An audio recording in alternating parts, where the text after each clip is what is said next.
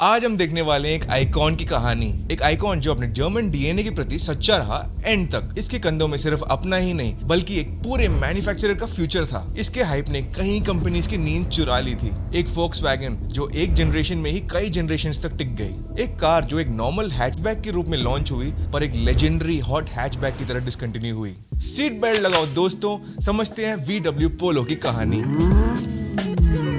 Video शुरू करने से पहले हम इस वीडियो में फोक्सवैगन भी बोल सकते हैं, तो प्रोनाउंसिएशन का मजाक उड़ाते हुए कमेंट करने की कोई जरूरत नहीं है। हम भारतीय लोग हैं, इंग्लिश बोल रहे हैं, बड़ी बात है। हमारे जर्मन के पीछे मत पड़ो। ये वीडियो सिर्फ पोलो के लिए प्यार से बनी है जो हम सब पर एक बढ़िया इंप्रेशन छोड़ गई है। इसमें हमने पोलो की सारी डिटेल्स, सारे मॉडल्स एंड काफी अननोन फैक्ट्स को भी कवर किया है। ये वीडियो थोड़ा डीप और डिटेल्ड होने वाला है, तो अपने पॉपकॉर्न और मैगी को खाते हुए एंड तक इस वीडियो को देखना। मुझे बहुत टाइम से लगता था कि पोलो का नाम एक पर्शियन स्पोर्ट पोलो से इंस्पायर हुआ है। इनफैक्ट मुझे तो ये भी लगता था वोक्सवैगन की फ्लैगशिप हैचबैक गोल्फ भी गोल्फ के नाम स्पोर्ट से इंस्पायर हुआ है, बट एक्चुअली इसका नाम पोला विंड से लिया गया था, जो वोक्सवैगन के ट्रेडिशंस को फॉलो करता है अपने नाम को विंड्स के नाम पे देने का। गोल्फ मतलब गल्फ विंड्स, जेटा मतलब जेट स्ट्रीम्स, शिरोको मतलब अफ्रीकन हरिकेन्स। ये ट्रेडिशन उनकी कार को एक यूनिक एडवेंचरस फील और नाम देता है। Truly a cool way to connect with nature. Volkswagen की मार्केटिंग टीम काफी अजीबोगरीब थी। ये काफी अलग तरीके से अपने कार को मार्केट करते थे, बट इसके बारे में हम आगे बताएंगे।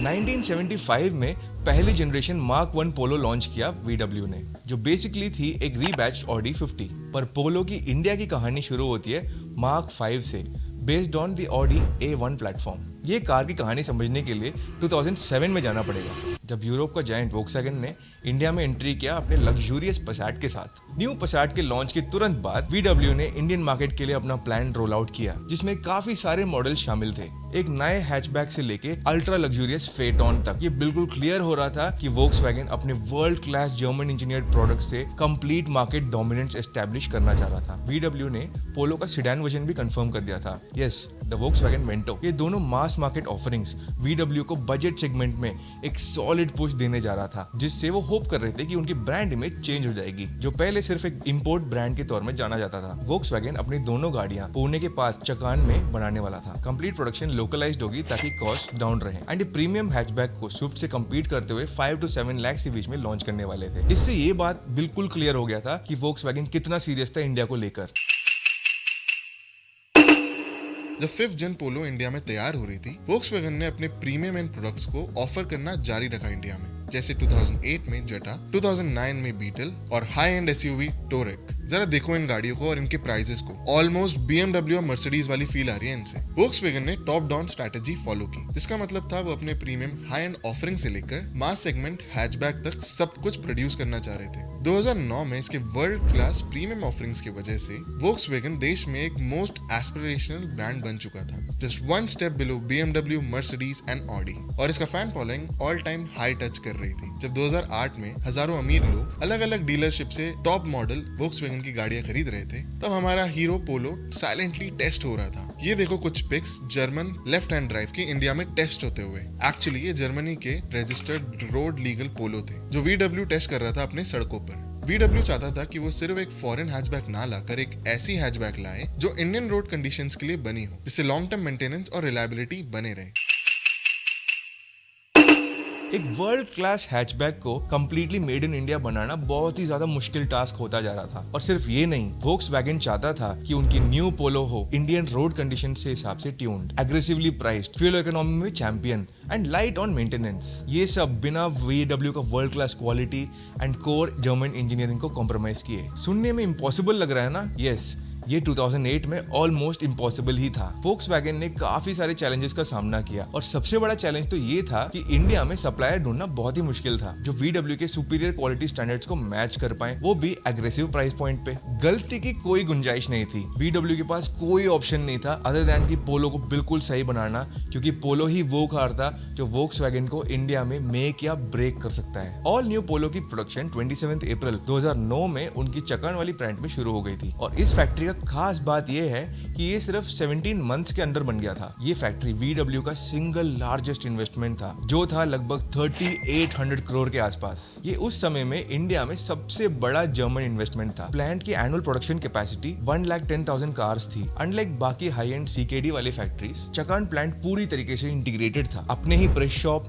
Body shop, paint shop and final assembly के साथ। इस प्लांट में टोटल 3 कार्स प्रोड्यूस होने वाले थे, Polo, Skoda Fabia and the upcoming VW Vento. बाद में स्कोडा रैपिड भी इसी असेंबली लाइन में बना था। याद रखने वाली बात यह है कि पोलो से पहले स्कोडा फाबिया ऑलरेडी प्रोड्यूस हो रहा था और सेल भी हो रहा था, बट उसके बारे में एक अलग वीडियो में बताएंगे।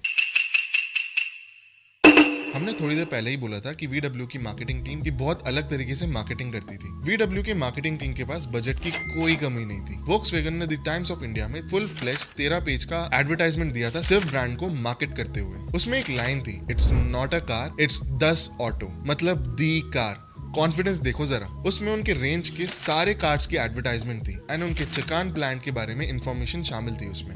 वो टाइम्स ऑफ इंडिया कम और वोक्सवैगन ऑफ इंडिया ज्यादा लग रहा था। सीरियसली ये एड इतनी रिडिकुलस थी कि उन्होंने सिर्फ एक आधी पेज में ये बताया था कि वोक्सवैगन को प्रोनाउंस कैसे करते हैं, और ये सब तब जब उनकी मेन प्लेयर पोलो सिर्फ बन ही रही थी। फाइनली 2010 में VW का टाइम आ गया था अपने मास मार्केट ऑफरिंग को रिवील करने का इंडिया में। एक ऐसी कार जो मासेस के लिए बनी थी। वोक्सवैगन इंडिया को एक स्ट्रॉन्ग मार्केट प्लेयर बना सकती थी इंडिया में। वोक्सवैगन ने पोलो के 2 वर्जन अनवील किए इंडिया में। पहला था स्टैंडर्ड इंडियन वर्जन और दूसरा था रेस पोलो। इंडियन वर्जन को 3 वेरिएंट में इंट्रोड्यूस किया गया था, trend line, comfort line and high line. Exterior में एस्थेटिक वाइज कार टिपिकली एक वोक्सवैगन थी, क्लीन, सिंपल और बोल्ड लाइंस। कार सिर्फ VW जैसे दिखती ही नहीं थी, वैसे फील भी होती थी। FT डोर्स, प्रॉपर थर्ड जब डोर क्लोज करते हैं, कंसिस्टेंट पैनल गैप्स, ये फैक्टर्स क्लियरली बताते हैं कि वोक्सवैगन ने अपने क्वालिटी और जर्मन DNA पे कोई कॉम्प्रोमाइज नहीं किया। जब भी आप पोलो के अंदर कदम रखते थे तो ऐसा लगता था कि भाई ये बना है लंबे समय तक चलाने के लिए। गैल्वेनाइज्ड बॉडी के साथ एंटी परफोरेशन और एंटी कोरोजन वारंटी स्टैंडर्ड मिलती थी हर वेरिएंट में। आज भी ये काफी मैन्युफैक्चर नहीं दे पाते हैं। इंटीरियर्स की बात करें तो डैशबोर्ड का लेआउट बिल्कुल सिंपल था। 2 बड़े AC वेंट्स टॉप में, उसके बाद म्यूजिक सिस्टम और फिर AC कंट्रोल्स। एक चीज थोड़ी सी ऑफ लगी, वो है hard interior plastics, but interiors फिर भी सॉलिड थे। कोई रैटलिंग नहीं, कोई क्रीकिंग नहीं। फिट और फिनिश अपने राइवल से बहुत आगे थी। प्रैक्टिकलिटी वाइज कार अच्छी थी।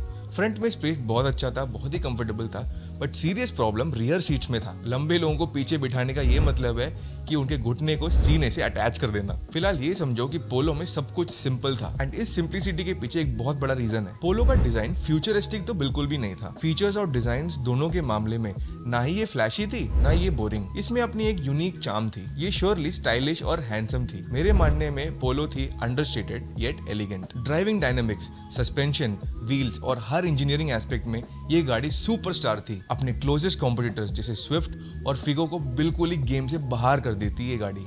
बट इंजन डिपार्टमेंट में सरप्राइजिंगली VW ने दिया था, मतलब बिल्कुल ही दिया था। पोलो लॉन्च हुई 2 इंजन ऑप्शंस के साथ। एक वीक पेट्रोल 1.2 MPI जो प्रोड्यूस करता है एक माइजरली 75 bhp और एक डीजल इंजन जो था एक 1.2 litre turbo diesel producing the same 75 bhp। भाई ये क्या हो गया? ये तो ऐसा है जैसे एक बड़ी सी महल के अंदर एक छोटी सी झोपड़ी दे दिया रहने के लिए। 0 से 100 का टाइम था 17.6 सेकेंड्स, जो बिल्कुल भी इंप्रेसिव नहीं था। दोनों ही इंजन इतने इंपैक्टफुल नहीं थे, कोई पंच नहीं था एंड ज्यादा से ज्यादा इसको बोल सकते हैं ये है एक रिलैक्स्ड कम्यूटर। भाई VW ने इंजन के डिपार्टमेंट को तुरंत ही फिक्स कर दिया था 2010 में। बट उससे पहले पोलो में और भी मस्त चीजें थी। पोलो का इंटीरियर ब्लैक बीच और क्रोम का कॉम्बिनेशन में बहुत एलिगेंट लगता था। स्टीयरिंग का साइज परफेक्ट था एंड उसकी लुक्स भी काफी क्लासी थी। इंडिकेटर स्टॉक्स लेफ्ट पे थे और वाइपर्स राइट पे थे, जो पोलो का एक टिपिकल यूरोपियन ट्रेड था। हाँ, सारे यूरोपियन गाड़ियों में वाइपर और इंडिकेटर की डंडियां उल्टी होती हैं, स्पेशली जर्मन कार्स में। AC अल्टीमेट था, कैबिन को बहुत ही जल्दी कूल कर देता था thanks to large AC vents. Front row काफी प्रैक्टिकल थी, सेगमेंट का सबसे लार्जेस्ट ग्लव बॉक्स, 2 बड़े बॉटल होल्डर्स और गियर और हैंड ब्रेक के आसपास छोटी स्टोरेज प्लेसेस थी। फ्रंट सीट्स भी काफी प्रीमियम थे। जब फिगो और स्विफ्ट में क्रैम्प फीलिंग आती थी, पोलो के सीट्स थे लार्ज एंड कंफर्टेबल। एंड पोलो की सबसे शॉकिंग चीज बताऊं, ये थी इसकी इंसेनली एग्रेसिव प्राइसिंग। लोगों ने 2010 में सोच लिया था कि VW की प्राइसिंग काफी ज्यादा प्रीमियम होने वाली है और ये कम से कम 7 से 10 लाख के बीच में लॉन्च होने वाली है।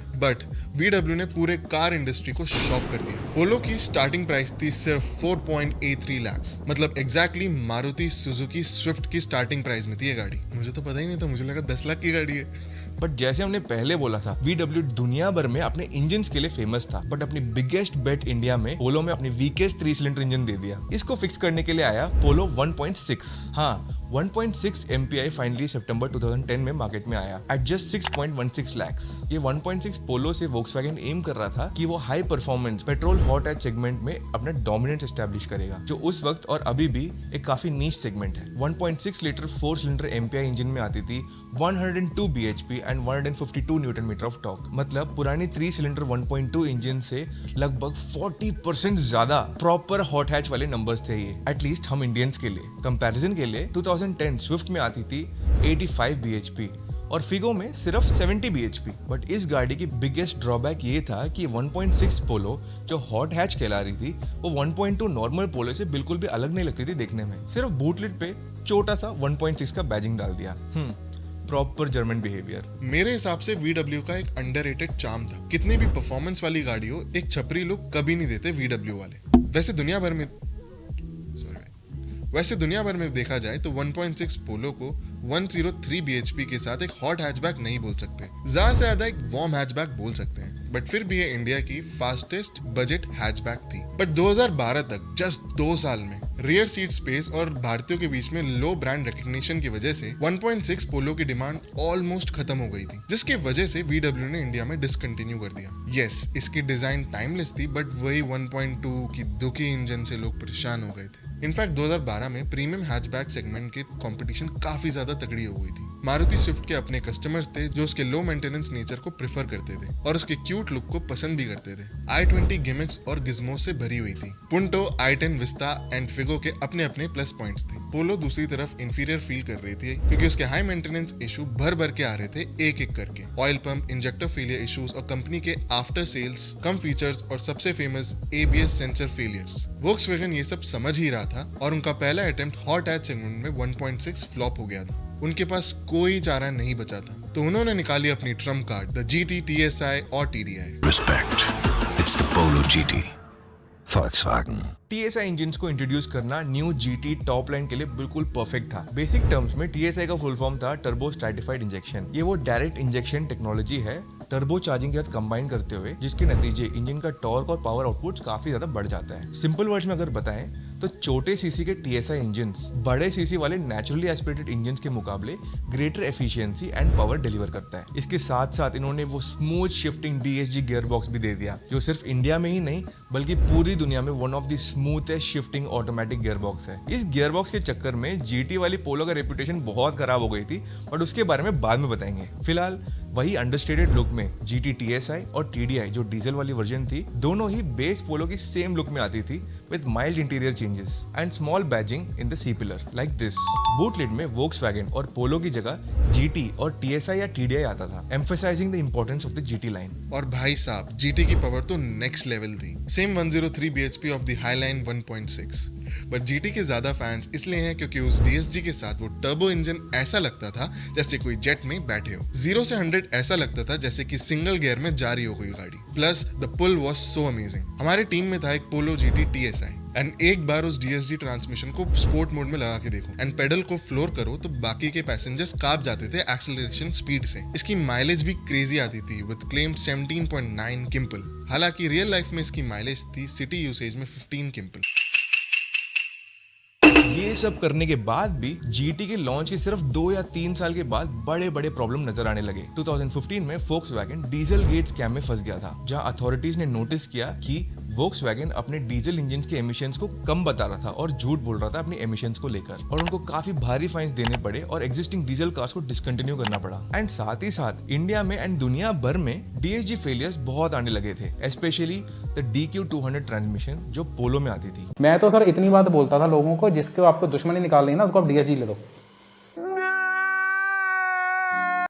ये रैपिड ऑटोमेटिक, इसको करेंगे मैनुअल।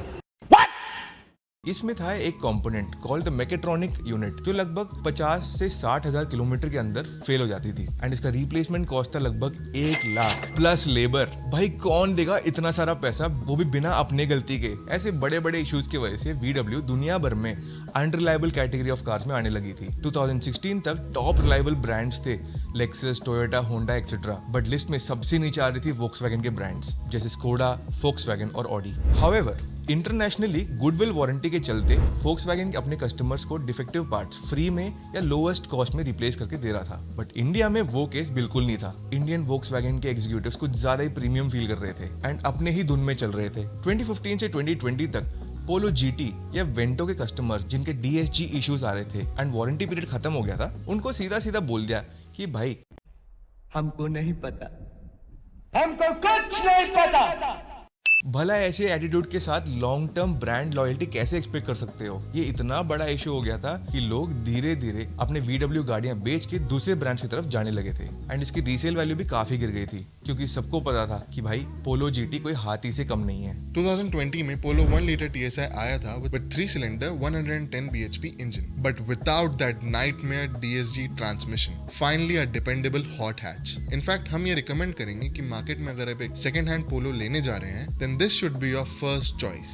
2016 में पोलो GTI भी लॉन्च हुई थी with 189 bhp engine with a price tag of 26 lakhs. खैर ये CBU थी तो इसके बारे में आप खुद ही गूगल कर लेना। आज की डेट में VW ने काफी सारी चीजें फिक्स कर दिया है एंड अपने ऑटोमेटिक वेरिएंट्स में टॉर्क कन्वर्टर देने लगा है जो काफी बेटर है रिलायबिलिटी के मामले में। फिर भी लोगों का वही हाई मेंटेनेंस वाली माइंडसेट बनी हुई है। VW, स्कोडा और ऑडी को इसी डर से नहीं लेते हैं लोग, और इनके कॉम्पिटिटर्स जैसे टाटा और मर्सिडीज एक्सेट्रा ने इस अपॉर्चुनिटी को देखते हुए अपनी रिलायबिलिटी और मेंटेनेंस को शोकेस करने लगे हर एडवर्टीजमेंट में। इससे क्या सीख मिलती है? ट्रस्ट एस्टेब्लिश करने में साल लग जाते हैं पर टूटने में 1 मिनट भी नहीं लगती। इसलिए अगर कोई फॉरेन या इवन इंडियन ब्रांड्स का एग्जीक्यूटिव इस वीडियो को देख रहा है तो ये जरूर समझिए इंडियन कस्टमर्स को कभी भी फॉर ग्रांटेड नहीं लेने का। सब्सक्राइब करो दोस्तों, और भी exciting videos are on the way. Video पसंद आया तो लाइक जरूर करना।